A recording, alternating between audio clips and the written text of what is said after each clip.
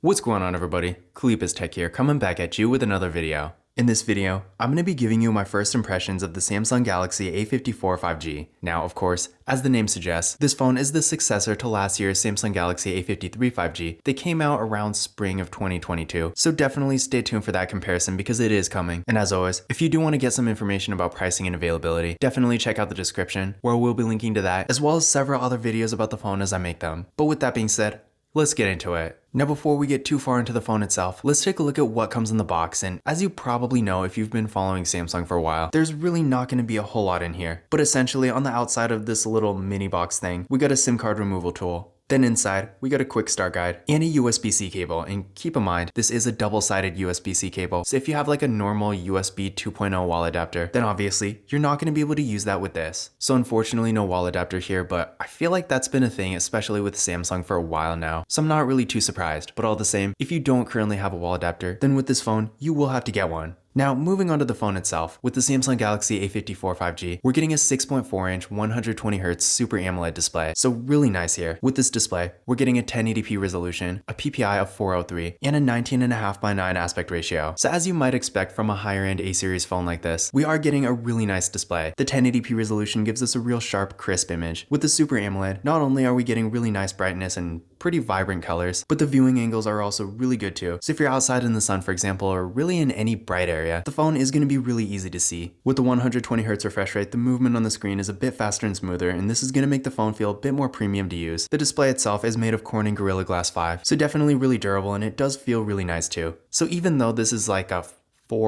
$500 something phone. In general, the display definitely does feel like it's on the premium side. And when it comes to size and dimensions, at 6.4 inches, sure, it's not exactly the largest phone out there. So if you're looking for something like a Samsung Galaxy A73 5G size, then yeah, you might be a little disappointed here, but I feel like for the average user, a 6.4-inch display is definitely large enough. So in general, I do think it will be good for most people. And then with a 19.5:9 aspect ratio, we're getting a decently tall and narrow form factor. Sure, it's not quite 20:9 like the A53 5G was, but it's still definitely good enough. So if you're consuming a lot of content, whether you're watching videos, browsing the web, using social media, playing games, no matter what you're doing, you are going to get a good experience with the Samsung Galaxy A54 5G. Now for storage, the Samsung Galaxy A54 5G has 128GB of internal storage with microSD card expansion. For some reason, I was kind of worried they were going to take away the microSD card expansion with this model, but luckily they didn't, so that's definitely good. And keep in mind, there is another version of this phone that has 256GB, but this one in my hand, as well as the ones you're probably most commonly going to see, does have 128. So overall, for the average user, I do think 128GB is really plenty of storage. Sure, if you're really a power user, maybe you're constantly downloading stuff like apps and games, or maybe you have a lot of 4K videos or something like that, then you might want to get a phone that has more storage than this, in which case maybe you could just go for the 256GB variant. But again, for the average user, if you're not really doing a ton with your phone, but maybe you want to have a decent amount of apps and stuff like that, for that kind of normal use, especially with the microSD card expansion, the storage on this phone is going to be plenty. Now for security features, the Samsung Galaxy A54 5G does have Face Unlock, seeing as it is an upper-end A-series phone, no surprise there, and it also has a fingerprint scanner right here in the display. So let's give it a try. There we go, one more time. And there we go. So as you can see, real fast and responsive, no issues at all. And I personally really like the look of an in-display fingerprint scanner. Definitely looks quite a bit more premium. Sure, having a fingerprint scanner on, say, the power key is pretty nice too, and maybe arguably a tiny bit more convenient, but I feel like when it comes to looking premium and just feeling nice in general, really nothing beats the in-display fingerprint scanner. So definitely nice to see here. Now, taking a look at the camera setup, with the Samsung Galaxy A54 5G, we got a real nice looking hole punch design for the front-facing camera. This camera is 32 megapixels. Then on the back, we got a triple camera setup with a 50 megapixel main camera, a 12 megapixel ultra-wide camera, and a 5 megapixel macro camera. So notice, unlike a lot of mid-range phones, in fact most of them for that matter, there's no depth sensing camera here, but this phone has such a good sensor and just such a good camera overall. It really doesn't need it, and although I haven't actually used the camera yet, I'm 99% sure portrait mode is going to work perfectly fine. So that's definitely not going to be anything to worry about. But in general, as far as features go, this phone has pretty much everything, including an ultra-wide camera and a macro camera. And with a 50 megapixel main camera and a really high quality selfie camera too, you can definitely expect to get some real good photo quality with this phone. So if you're taking a lot of pictures and maybe you want a wider variety of features, the Samsung Galaxy A54 5G will be a great choice. And when it comes to video, with this phone, we are getting a max recording quality of 4K in the rear camera and the front camera. So maybe you're recording a lot of videos, maybe you're doing like vlogging, YouTube, something like that, and you want to get that higher resolution, then this phone is going to be great for that as well. And keep in mind in this price range. There are phones like, for example, the Motorola Moto G Stylus 5G. Granted, that phone's not nearly as expensive as it was when it first came out, but when it was first launched, I remember spending $500 on it, which is actually a bit more expensive than this phone at full price, which, keep in mind, you're probably not going to get this phone for full price. I mean, carriers are probably going to end up having crazy deals on it. But regardless, the Moto G Stylus 5G, despite being a pretty comparable full price to this phone, can't record 4K videos. It does max out at 1080p, whereas this phone can record 4K videos. And even if you want to compare it to something maybe even debatably higher end, like the Google Pixel 6a for example, that phone technically can record 4K videos in the rear camera, but not the front for whatever reason. So the point is, if you are looking for a more affordable device and you don't want to get a refurbished flagship phone or something like that, then for the money, the Samsung Galaxy A54 5G is really one of the best options. Now when it comes to RAM and processor, with the Samsung Galaxy A54 5G, this phone has 6GB of RAM with the Exynos 1380 processor. Keep in mind, the other version of this phone, the one that has 256GB of internal storage, does have 8GB of RAM instead, but this phone in my hand, as well as the ones you're probably going to get through a carrier, does only have 6GB. Regardless, still a pretty decent amount of RAM. And as far as the actual performance goes, although being that I haven't really used this phone a ton, since after all, this is a first impressions video, from what I have done on it, it definitely is fast. So for more basic activities like web browsing, social media, streaming videos, whether it's on like a streaming platform like HBO Max or something, or just YouTube videos, or maybe you're doing some mobile gaming, no matter what you're doing, you can expect to get a really nice smooth experience with this phone. Now I did run a benchmark test on this phone using Geekbench 6, and here are the results I got. So what I recommend doing is running this test on your current phone, and then comparing your results to these, and that's going to give you a better idea of where this phone stands performance-wise. But in general, again, especially for more of a mid-range device like this, I feel like this phone performance-wise is really going to do pretty much anything you're going to need it to. I mean, sure, if you're constantly like playing Call of Duty all day or something, then yeah, you probably are going to want to spend a bit more and get something that's faster in general, like an S23 or S23 Ultra. But for the average daily tasks like browsing the web, using social media, watching videos, and playing more normal mobile games and stuff like that, the performance on this phone is really going to be plenty good enough for almost anything. So if you are looking for a more affordable device, but you do want to make sure the performance is actually good, then you are going to be happy with this phone. And then of course, this kind of goes without saying since it is in the name, but I do want to point out this phone does have 5G connectivity. And at this point in 2023, while obviously you can still get a 4G phone and it's probably not going to be that big a deal, I do feel like especially if you're going to spend this kind of money on a phone, you might as well just get a 5G phone. I don't even think there are really any 4G phones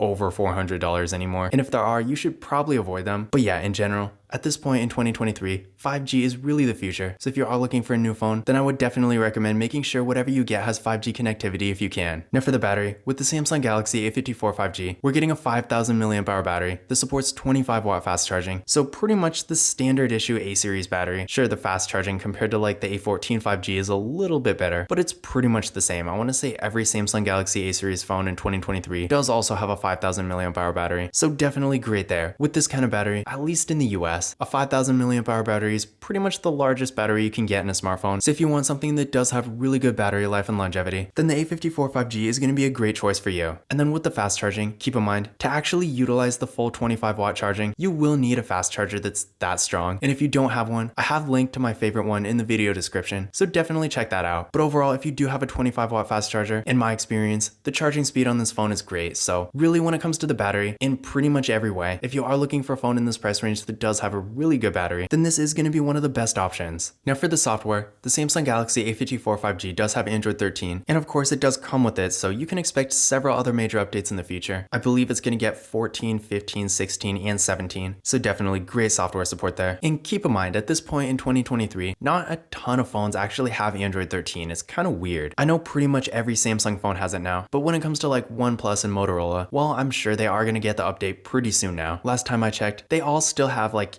Android 12, which is, again, kind of weird to me because at this point in 2023, we are a few months into the year, so you would think they would have updated by now. And there are even new phones like the Motorola Moto G Play 2023, for example, that still only have Android 12. And granted, that phone is not even comparable to this one really. But the fact remains, there are lots of new phones coming out in 2023 that still only have Android 12. So seeing a phone like the Samsung Galaxy A54 5G that not only comes with Android 13, but is also going to get a bunch of different updates in the future is definitely a great thing if the software is more of a priority for you. As far as other features go, the Samsung Galaxy A54 5G does have NFC, which probably isn't a surprise, but still definitely a nice feature to have, especially considering at this point in 2023, contactless mobile payment services, which you do need NFC to use, are becoming so much more popular and widely used. I mean, I can count on one hand the amount of stores I've been in the last years so they don't have some sort of tap and pay. And while on one hand, that doesn't mean everyone uses it, I feel like at this point, even if you don't use it now, it's definitely nice to get a phone that does have NFC, because if you decide to use it in the future, then you'll have that option. Whereas if your phone doesn't have NFC, then even if you do change your mind later and decide to start using it, if your phone doesn't have NFC in the first place, then you don't even have that option. So with the Samsung Galaxy A54 5G, definitely nice to get that feature. In addition to this, one thing that's great when you're consuming content, specifically without headphones or an external speaker, is that with the Samsung Galaxy A54 5G, we are getting stereo audio. So in case you don't know what that means, when a phone has stereo audio, when you're doing something like listening to music, for example, sound comes out of both the main speaker and the earpiece, giving you a much more immersive experience. So overall, whether you use headphones all the time or not, I do think it's great when a phone has stereo audio, because especially if you occasionally like to play things out loud, it definitely gives you a lot more flexibility. But despite this phone having a bunch of different cool features, one not so cool thing about it is that unfortunately, the Samsung Galaxy A54 5G does not have a headphone jack. Now if you're coming from an A53 5G for example, this is probably not a surprise, but unfortunately with the higher end A series phones, I believe last year Samsung did do away with the headphone jacks, and while I guess you can technically use wired headphones still with an adapter, it's definitely not nearly as nice, so just keep in mind, if you do like to use wired headphones, this might be a little frustrating for you.